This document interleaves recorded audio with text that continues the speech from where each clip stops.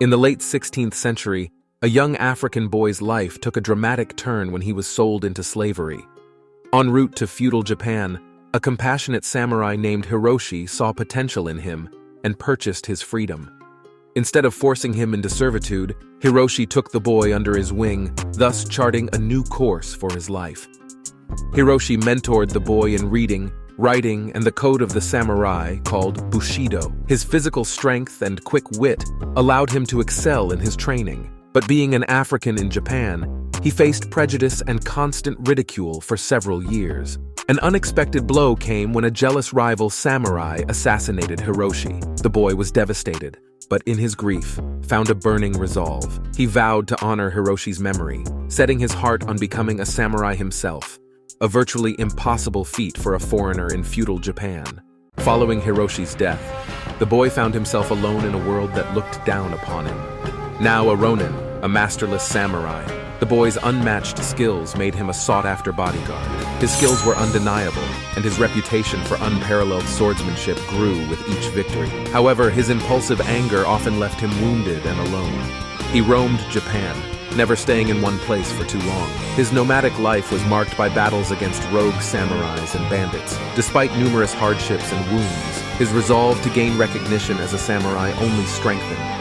His ultimate goal, to become a recognized samurai and dispel the prejudice of his origin, grew more feasible during the brutal defense of a noble's convoy. His fearless courage drew the attention of the progressive Lord Kusuke. Despite his careless nature, Kusuke saw potential in the boy's skills and courage, offering him a place in his ranks and a path towards his dream.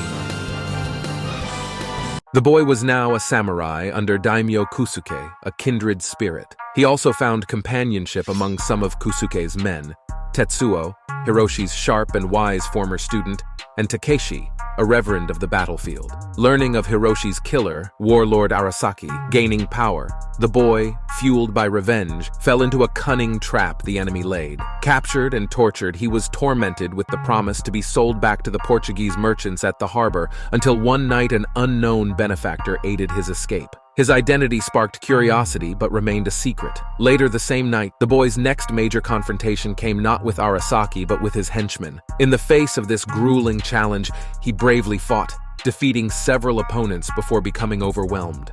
Just when defeat seemed imminent, his comrade Tetsuo arrived.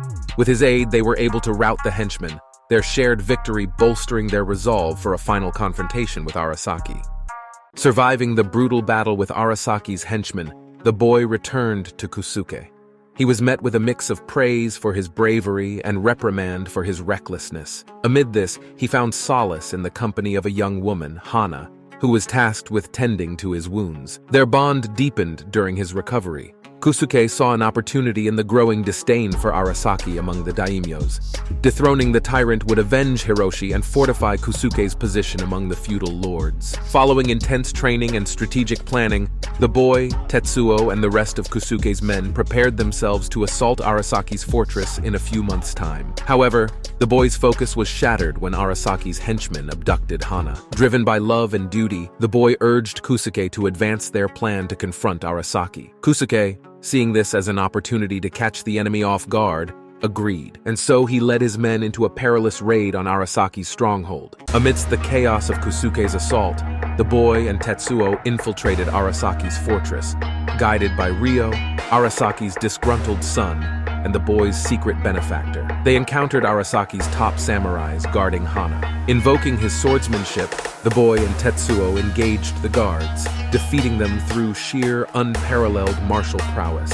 With Hana safe, he now faced Arasaki. Despite the warlord's strength, the boy bested him in single combat, finally avenging Hiroshi. Their victory was short-lived, however, as a hidden assailant, one of Arasaki's desperate loyalists, fatally struck the boy while he shielded Hana. Kusuke's forces overcame the remaining enemies.